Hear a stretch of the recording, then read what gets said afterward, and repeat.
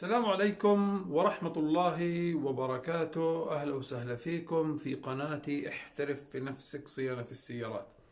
في هاي الحلقة بدي أحكي عن 9 نصائح لحماية موتور سيارتك بشكل استباقي ما خبرك عنها الميكانيكي. هنا إخوان السيارات بتحتاج صيانة بشكل مستمر حتى تستمر بالمحافظة عليها. هون راح تمنع الموتور من مشاكل خطيرة من الممكن انه تحصل في الايام القادمة. هون انا راح اعطيكم 9 نصائح لحماية الموتور بشكل استباقي ما خبرك عنها الميكانيكي.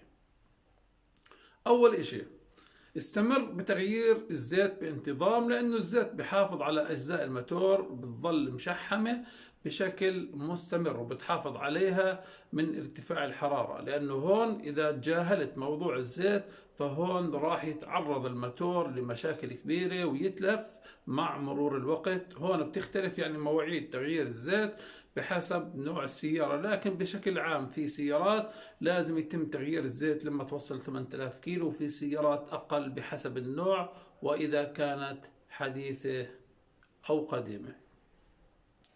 هون ما ننسى فلتر الزيت، لأنه يعني فلتر الزيت بيلتقط الأوساخ داخل الموتور وبمنع الأوساخ من الدوران داخل الموتور. يعني هون إذا حافظنا على الزيت والفلتر راح يمشي الموتور معك بشكل سلس بدون تعرضه للمشاكل.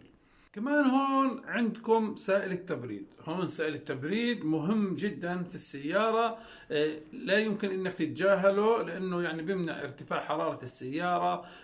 كمان هون مهمة سائل التبريد الحفاظ على حرارة الموتور، لهيك لازم يبقى ممتلئ بالسائل او المي، لانه ارتفاع حرارة السيارة بتعرض الموتور للخطر. كمان هون اخواني ما تنسوا فلتر الهواء. هون الفلتر الهواء بحافظ على الموتور من دخول الغبار والاوساخ والحشرات. مع مرور الوقت راح ينسد فلتر يعني الهواء من الاوساخ، فلازم هون تنظفه، واذا ما تم تنظيفه بشكل جيد يفضل شراء فلتر جديد وتركيبه، لانه هون الاوساخ بتمنع دخول الهواء للموتور وبتضغطه. كمان هون اخواني اذا لاحظتوا انه في سوائل او زيت بتنزل اسفل السيارة، فلازم تحل هاي المشكلة، لانه بالعادة الضغط والحرارة القوية بتعمل تشققات في الخراطيم. هون راح يتلفوا مع الوقت، لهيك لازم يتم متابعة الخراطيم بشكل مستمر. كمان هون اخواني عندكم خزان البنزين او خزان الوقود. هون مع مرور الوقت مع اعادة تعبئة خزان البنزين بتصير تتراكم الترسبات في قاع الخزان. هون بيعمل فلتر البنزين على منع دخول هاي الترسبات الى الماتور وبفلترها.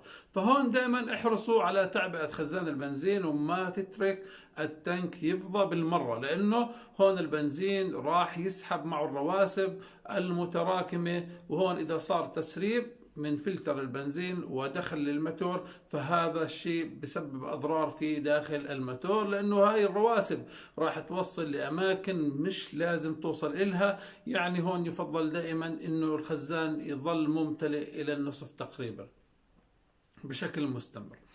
كمان هنا اهم اشي تظل تتابع اضاءة اضواء التحذير الموجودة على الطربون، لانه في حال يعني تجاهلت مشكلة خطيرة فهون راح تعمل لك مشاكل في السيارة. وبنفس الوقت في اضواء يعني تحذير بيتم اضاءتها وبتكون مش مهمة، وبالاحرى بتكون مش مشكلة كبيرة، فلازم يتم متابعة الاضواء بشكل مستمر. كمان حكيت بأول الموضوع عن فلتر البنزين، وحكيت شو هي المهام يلي بيقوم فيها الفلتر من حماية للموتور من الرواسب والأوساخ مثل فلتر الزيت بالضبط. لهيك إذا ما تم استبدال الفلتر لفترة طويلة فهذا راح يسبب مشاكل كبيرة في الموتور.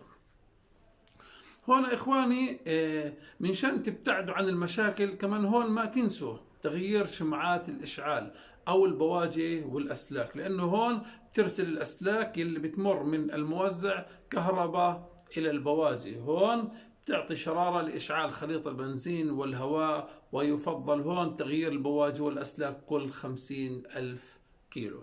ويعطيكم ألف عافية.